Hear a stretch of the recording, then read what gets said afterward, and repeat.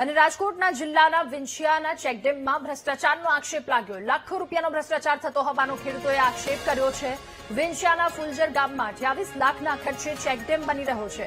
28 લાખમાંથી માત્ર 8 થી 10 લાખ રૂપિયા જ વપરાયા હોવાનો ખેડૂતોએ દાવો કર્યો। નબળી કામગીરી અને ચેકડેમમાં માટીના ઢગલા જોવા મળે છે। આ સાથે એ પણ કહ્યું કે 7 મીટરની ઊંચાઈનો ચેકડેમ બનાવવાનો હતો, બન્યો 2 મીટરનો। નેતાઓના ડરથી ભ્રષ્ટાચારની સામે સરપંચ પણ ચૂપ રહેતા હોવાનો દાવો કર્યો છે। વીટીવી ન્યૂઝને સરપંચે ભ્રષ્ટાચાર થયો છે, હું પણ ન બોલી શકું। કોન્ટ્રાક્ટરે સરપંચને કહ્યું, જ્યાં જવું હોય ત્યાં જાઓ, આ કામ આ જ રીતે થશે। આ ચેકડેમથી અમને નહીં, માત્ર અધિકારી અને કોન્ટ્રાક્ટરને ફાયદો છે। જસદણના ફુલઝર ગામમાં આતસણી રોડ પર 28 લાખના ખર્ચે ચેકડેમ બનાવવામાં આવ્યો છે લોકોની સુખાકારી માટે। કેમેરામેનને કહીશ કે દ્રશ્ય દેખાડશે। આજે ચેકડેમ છે તેની અંદર મોટા મોટા ધૂળના ધફા છે, બાવળની મોટી ઝાડીઓ છે, આમાં ક્યાંય ચેકડેમ જેવું દેખાતું નથી અને આ જે એક જંગલ હોય તેવું લાગે છે। અને ગામ લોકો જે છે તે આક્ષેપ કરી રહ્યા છે કે આ ચેકડેમની અંદર બહુ મોટો ભ્રષ્ટાચાર થયો છે। અને આજે બીજી વાત કેમેરામેનને કહીશ કે નજીકથી દેખાડશે કે આજે અહીંયા જે આ કિનારી છે, આ કિનારીની અંદર હોરે તિરાડું હતી, પણ જયારે ગામ લોકોએ વિરોધ કર્યો ત્યાર પછી આ લોકોએ તેમના દ્વારા કિનારી જે છે બુરવામાં આવી હતી। હવે આપણે અહીંયા ગામ લોકો છે તેમની સાથે વાત કરીશું કે ભાઈ સાહેબ તમારું શું નામ છે, શું કહેવા માંગો છો? રઘુભાઈ, આ ચેકડેમ આવ્યું હતું એવડું થયું નથી સાહેબ। એમાં ચેકડેમ જેવું કામ જોતું હતું એવું મળ્યું નથી। તો તમારું શું કેવું છે? અમારું એવું કેવું છે કે આવું ચેકડેમ હકાવાય નહીં। ઓકે, આપણે બીજા ભાઈ સાથે વાત કરીશું। સાહેબ આજે એક અહીંયા ખેડૂત છે, શું કરશે? તમારું નામ શું છે? બાબુભાઈ છે અને અહીંયા નજીકમાં જ મારી વાડી છે નીચે। આ ચેકડેમ ની અંદર 25 લાખ રૂપિયા આવ્યા હતા, 28 લાખ, પણ જે પૈસો વાપરવાનો હતો એ વપરાણો નથી અને કામ બોગસ થયેલ છે। અને આ તમે જોવો તો સામે જાડી ઝાંખરા એમના ઉભા છે, માટી કામ એમના પડ્યું છે અને વ્યવસ્થિત કામ થયેલ નથી।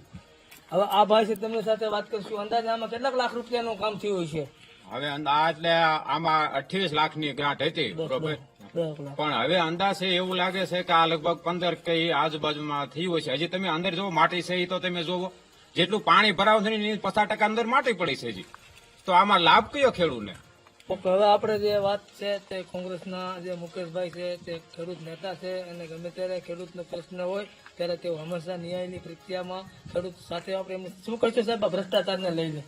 રાજકોટ જિલ્લાના વિછિયા તાલુકાના ફુલઝર અને હાથસણી ગામે લોકોની સુખાકારી માટે ખાસ કરીને ખેડૂતોને ફાયદો થાય, પશુ પક્ષીને ફાયદો થાય એટલા માટે આ ગામ લોકોને ભેગા કરીને જે તે જ્યારે આ ડેમનું ખાતમુહૂર્ત કરવામાં આવ્યું ત્યારે લોકોને એવું કહેવામાં આવ્યું કે અહીંયા 21 મીટરનું ડેમ, 21 ફૂટનું એટલે કે 7 મીટરનું ડેમ થશે અને આની અંદર 36 લાખ રૂપિયા જેવી રકમ વાપરવાની છે। પરંતુ આ ચેકડેમ જ્યારે પરિપૂર્ણ થયું ત્યારે એની અંદર જ્યાં ત્યાં તમે તિરાડો છે, કોઈ પણ પ્રકારનું વ્યવસ્થિત કામ થયું નથી।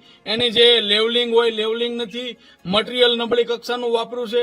જે આજે મુકેશભાઈ રાજપરા છે તે કહી રહ્યા છે કે તેમની સાથે ફુલઝર ગામના સરપંચ છે પણ તે કંઈ બોલવા રાજી નથી। તેને કોઈનો ડર લાગતો હોય છે, કદાચ બીજા જે ખેડૂત લોકો છે તે પણ હાજર છે। અને આ જે લોકો કહી રહ્યા છે કે કોન્ટ્રાક્ટર, અધિકારી અને પદાધિકારીની મિલીભગતથી જે ગોલમાલ કહેવાય, ભ્રષ્ટાચાર કહેવાય, તે આમાં આદરવામાં આવેલો છે। આજે પ્રજાના પૈસા છે તેનું પાણી કરવામાં આવ્યું છે। આ લોકોની માંગ એવી છે કે આની ઉચ્ચ કક્ષાએ તપાસ થાય તો આમાં 100% ખેડૂતોને ન્યાય મળે। કાળુ રાઠોડ, વીટીવી ન્યૂઝ, ફુલઝર, વિછિયા।